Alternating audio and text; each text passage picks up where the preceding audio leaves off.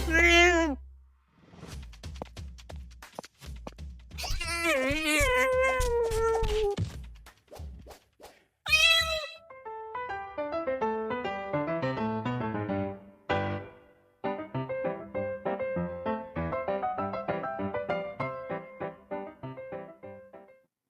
day, everyone. We are Group 3, and today we're presenting Algorithms of Mind Control, the Social Media and Ethics. We'll discuss some major ethical issues from the documentary, explain why they matter in the information age, apply virtues from virtue ethics, and share what both users and technology companies can do to promote more ethical social media use. Guys, bago tayo mag-start, I have one question lang. Hindi ba kayo natakot nung pinanood niyo yung documentary sa alala ng hawak ng algorithm sa atin? Sobra, Alvi.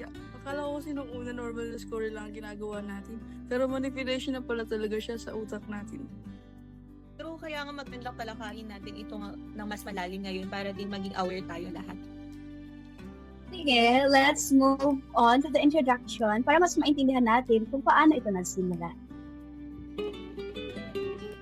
The Social Dilemma is a 2020 documentary featuring former employees of major tech companies. It explains how social media platforms are designed to capture our attention and influence our behavior. The documentary argues that the issue isn't technology itself, but the business model behind it. Platforms collect user data, personalize content, and keep people engaged because more attention means more profit. In the information age, this becomes an ethical issue because the information we consume shapes how we think, make decisions, and interact with others. That's why responsible technology design and responsible social media use are both important. With that, let's look at the first ethical issue presented in the documentary. I have a question for you, Ale, or for everyone. This slide mentions that the issue lies in the business model called surveillance capitalism. How would you explain it in simpler way for ordinary users of the platforms like Facebook and TikTok? I think, Rowana, we are like the product na binebenta. Free gamitin ang app, pero ang kapalit ay ang oras natin. Nabanggit nga sa film na, if you are not paying for the product, you are the product. I agree, Alvi. Yun nga yung tinatawag na voodoo doll model sa film. Gumagawa sila ng digital avatar natin sa supercomputers para hulaan ang susunod nating i-click. At dito na mismo pumapasok yung malaking epekto nito sa mental health ng kabataan na siyang i-explain mo, Alvi, di ba? Yes, alike. Let's look at the first major ethical issue. So, for the first issue, we're going to talk about the psychological harm caused by social media, especially sa mga kabataan.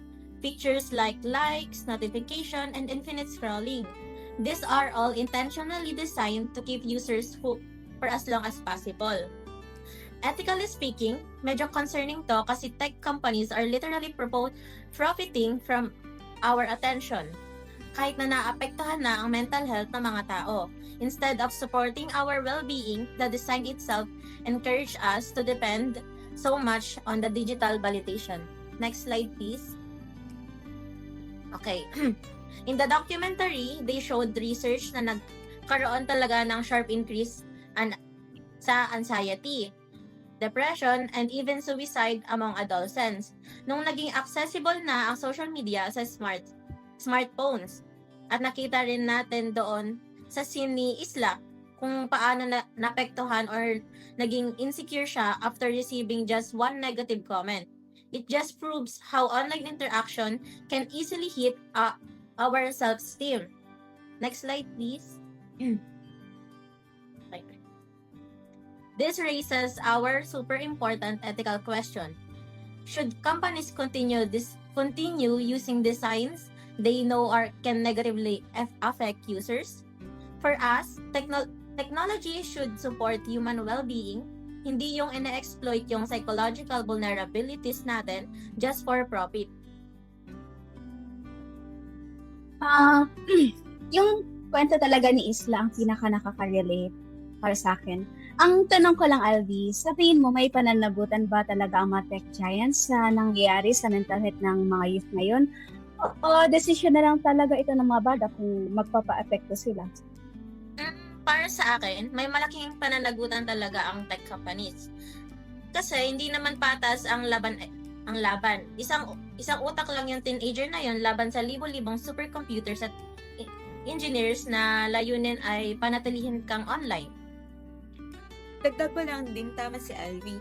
Mula noong lumaganap ang smartphones noong 2011 hanggang 2013, biglang tumalon ang suicide at depression rates ng mga kabataan. Hindi siya isang pagkakataon lang kasi direct correlation talaga siya sa persuasive technology. At bukod sa pinsala sa sarili natin, may pinsala din itong dala sa buong lipunan sa pamamagitan ng fake news na siyang susunod nating itatalakay. Okay, to our second ethical issue naman is the spread of misinformation and polarization.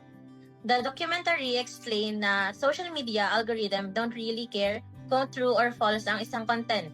They prioritize what generates the most engagement. And because sensational or emotional posts are the one that attract more attention, mas mabilis silang kumalat compared sa factual information. This creates echo chamber kung saan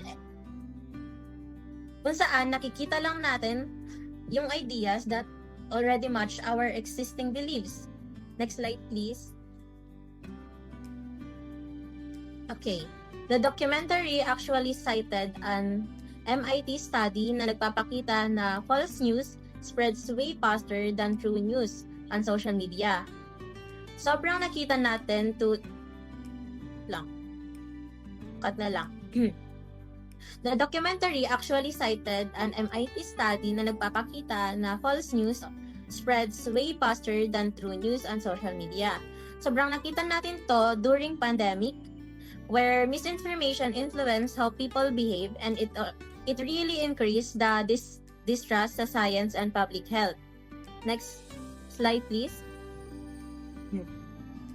This becomes an ethical issue kasi kapag nire-reward ng platforms ang engagement over truth, they are basically shaping public opinions just for profit. As users, our everyday decision depends on accurate information. Kaya ang pagkalat ng fake news doesn't just affect individuals, it affects the whole society. Grabe. Yung sinabi mo na nga fake news ay mas mabilis kumalat kaysa totoong balita. Pero may tanong ako sa inyo. Bakit nga ba mas gustong i-recommend ng algorithm ang mga fake news o conspiracies kaysa sa katotohanan? Kasi nga, Alayri, mas juicy o mas nakakakuha ng emotion ang fake news. Mas nagagalit ang tao o mas nagugulat at kapag mataas ang emotion na mo, mas nagko-comment ka na siyang paborito ng algorithm para sa engagement. At ang delikado pa rito, nagiging sanito ng polarization. Nag-aaway-away ang mga tao kasi iba-iba ang version ng katotohanan na nakikita nila sa feed nila. Kaya nawawalan ng tiwala sa medisina at gobyerno. Kaya napaka-importante na may moral compass tayo habang gumagamit nito. Tignan naman natin kung paano natin mailalapat ang virtue ethics dito. Ako naman ang magpapaliwanag ng unang virtue. To respond to these issues, we believe users should practice prudence. For believing or sharing information, we should pause, verify the source, and think critically instead of reacting immediately. Para naman sa akin is temperance. Means using social media with self-control.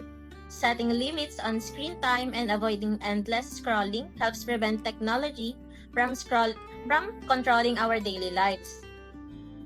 On the other hand, truthfulness means being responsible for what we post and share.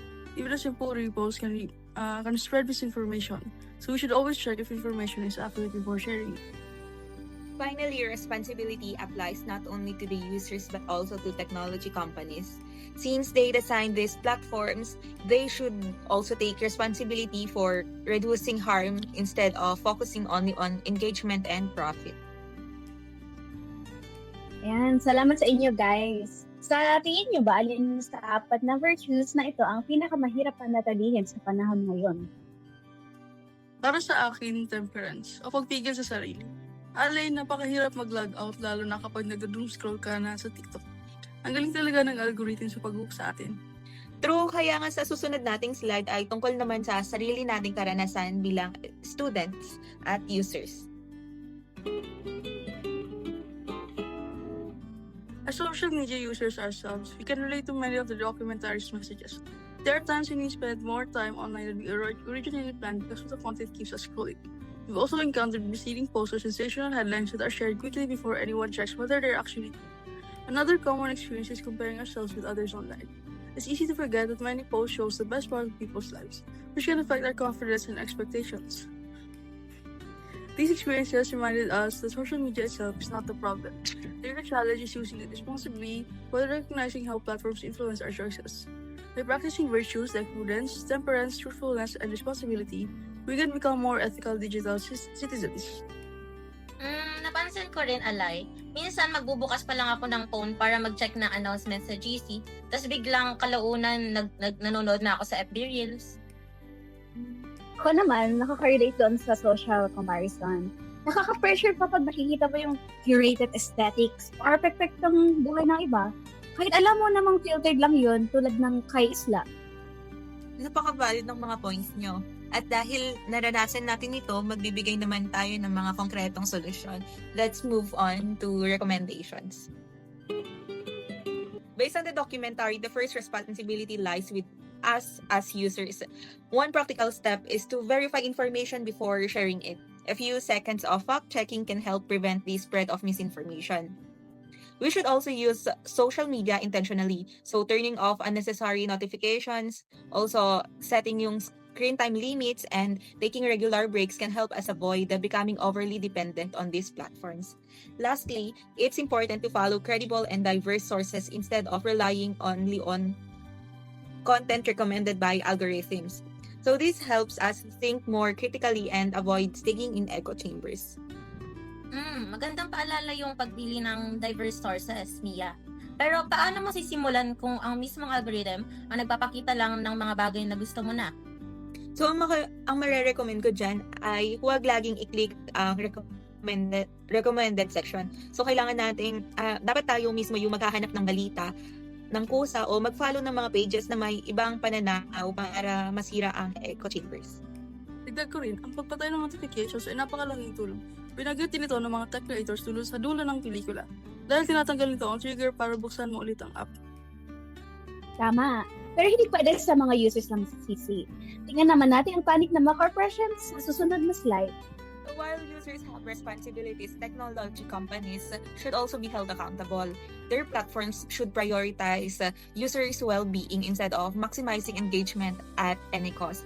So they should also be more transparent about how their algorithms work and strengthen efforts to reduce misinformation and harmful content instead of yung promoting it because it attracts attention.